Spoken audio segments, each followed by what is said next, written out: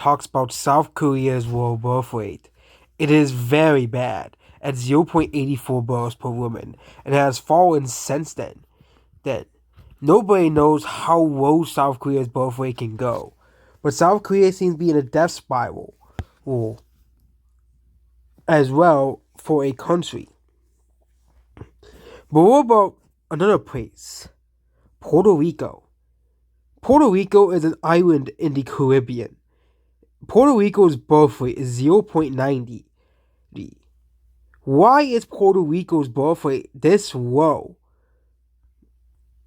So Puerto Rico is an area that around 3 million people live in here. But the fertility rate for Puerto Rico in 2020 was 0.90 to around 1.10. Some high estimates say around 1.2 to 1.3. Either way, it's among one of the lowest in the world as well. I think that the Puerto Rico government definitely can encourage more Puerto Ricans living in mainland America because, yes, every person that is Puerto Rican and Puerto Rican descent is an American citizen by default because America owns Puerto Rico. I think Puerto Rico is going to have to either one is convince a lot of the stateside population of Puerto Ricans to come into the country. There's around 5.9 million Puerto Ricans living in the state side of the country, and there has always been Puerto Rican immigration to the States, obviously, since Puerto Rico has become a part of the United States. Puerto Rico has been a United States territory since like 1988. No, 1988. 1998, when Spain really got humiliated against the United States. But Puerto Ricans, there's around 5.91 million Puerto Ricans in the United States. And obviously, this is a very easy thing to do because Puerto Rico is cheaper than the rest of the United States. Puerto Rico is literally cheaper than every state in the country. It's so cheap that Logan Paul lives there. But Logan Paul is just a reach anyways, okay? He doesn't really count. But this is a very easy thing that Puerto Rico can obviously do, considering there's so many Puerto Ricans outside of the state. But again, very similar to what will probably happen to Mexico and what happened to Russia. So, if you did not know about Russia, what Russia did in the 1990s, is that in the 1990s, so Russia did not lose a lot of people, both 1990s to the 2000s.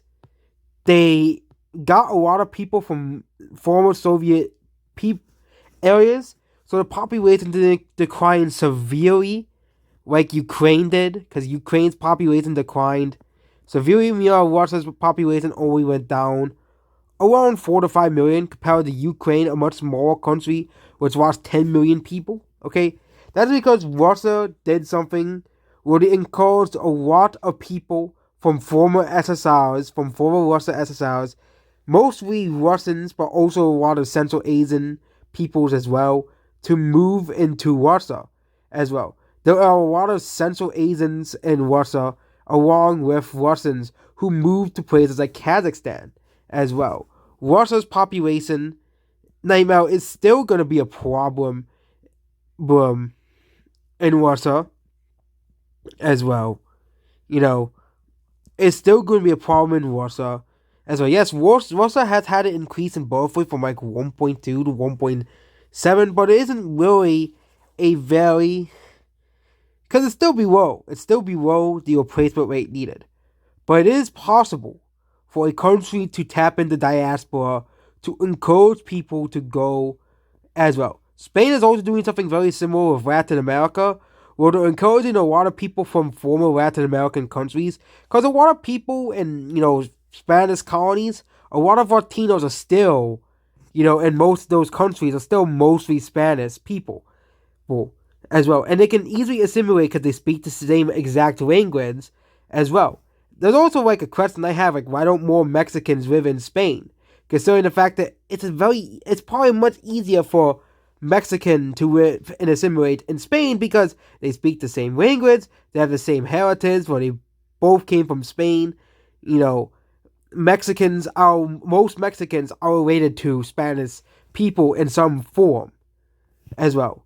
But Puerto Rico can definitely do something similar to what Russia did, and that is relying on the diaspora for population. But eventually that ran out, so Russia had to, supply on Russia Central Asians to come into the country. And that will be a problem with Puerto Rico, is that Puerto Rico might have to accept other immigrants other than Puerto Ricans into Puerto Rico. This entire problem of Puerto Rico is also in Cuba as well. Cuba isn't as bad as Puerto Rico's birth rate as well, but Puerto Rico's birth rate is due to very high levels of migration to the United States. Been happening for decades as well, but recently was offset by extremely high birth rate as well. Okay, having 5 or more children in the late 1960s, but this is now getting so bad. And I think in the next coming decade, Puerto Rico is going to have to do something about this birth rate crisis, because less than one kid is abysmal. The only other place in the world that has this problem is South Korea. Okay? And South Korea is gonna become a ghost town, essentially. Okay? So, in Puerto Rico, that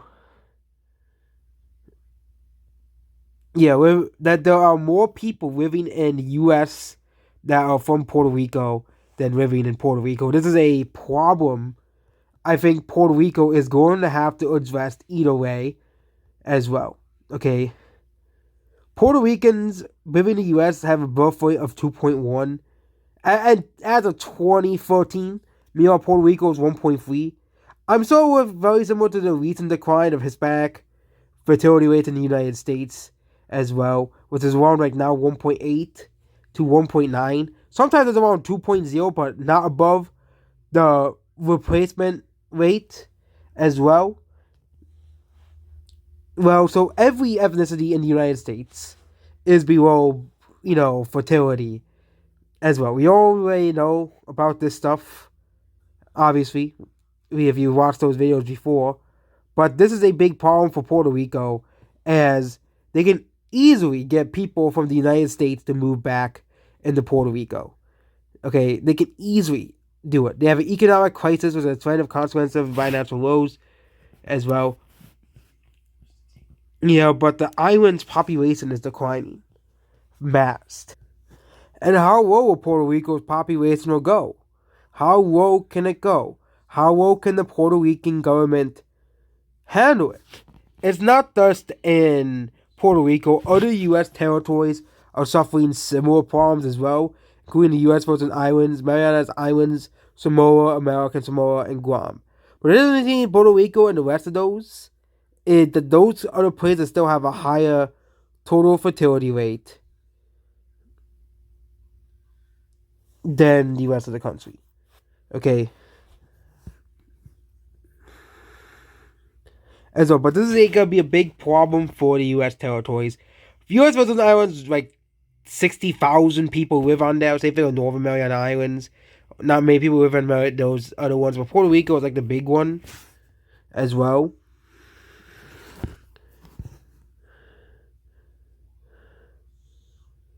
And it's only going to get worse if it continues happening as well. Okay. As well.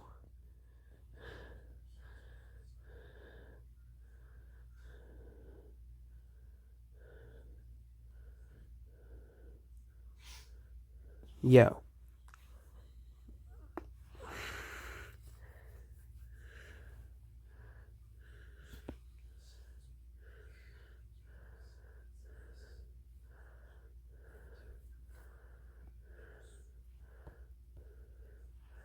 Yeah, and that's about this video here.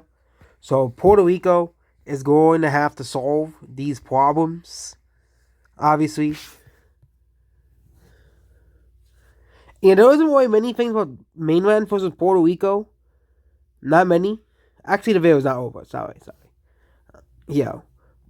But how can the other way Puerto Rico can fix it is by encouraging other immigrants other than Puerto Ricans to come to the area as well. But again, this is, Puerto Rico used to have a very high birth rate of around 4.80, and around the mid 90s it has dropped below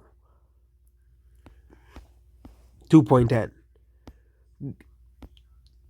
going so low at 0.90.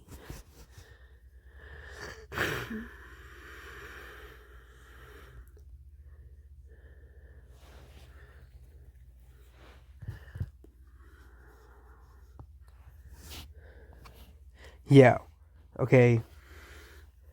And it's not just Puerto Rico, it's Latin America and the Caribbean overall. Okay, Latin America and the Caribbean have a birth rate average of 1.85. This is a thing that is not unique to Puerto Rico. Latin America and the Caribbean had not had a positive birth rate since 2014, where it was above 2.10. So it's not dust. Yeah. Yeah. And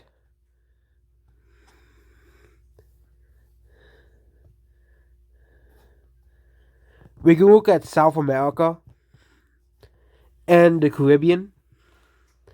So the highest among people in the area is Haiti and Bolivia.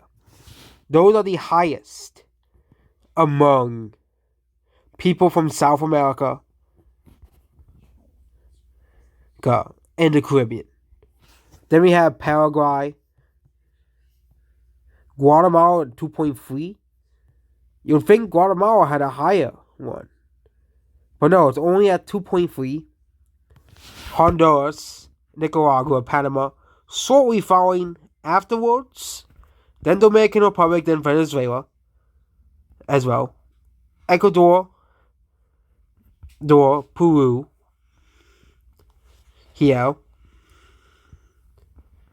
Grenada, followed by Argentina, which is at 1.9. El Salvador, which is at 1.8. Mexico, which is below France and Ireland. St. Vincent and the Grenadines.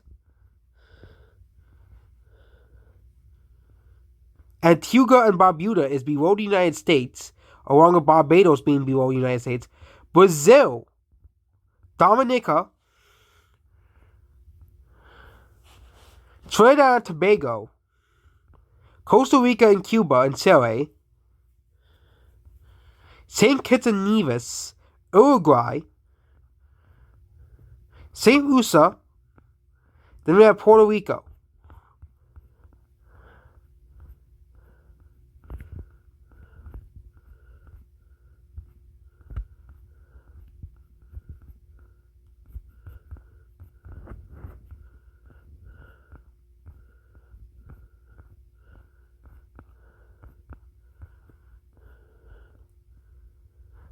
As well. Then we also have this one here. Venezuela and Peru, and the countries already listed, have a higher than average. And there's also Guyana, Bolivia, Paraguay, and Haiti being the highest in the region. But you go down here, Puerto Rico is pretty low. Jamaica, Bahamas, St. Lucia, Cuba, Uruguay, St. Kitts and Nevis, Costa Rica, Chile, Antigua and Barbuda, Dominica, Trinidad and Tobago. It's same countries are basically around in the same areas. Yeah. St. Vincent and the Grenadines. Well, maybe it's that high, 1.80. Mexico is still around 1.82, lower than France and the Czech Republic. Argentina. So yeah.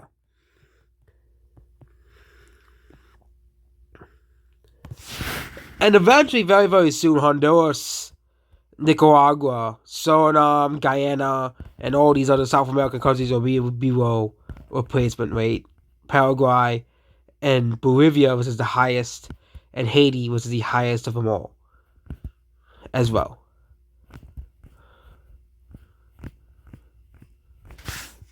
So yeah, now we are done with this video. So yeah, I think that there is no way to really fix the global demographic crisis unless people stop, unless we fix like the economy. We give incentives to have kids. We put an education about. I think the demographic crisis is going to be something that is going to be in the history books. It's going to be something that we're going to remember that this happened and how to prevent it from happening again. How to prevent this from happening again is going to be the big question in the future. Goodbye.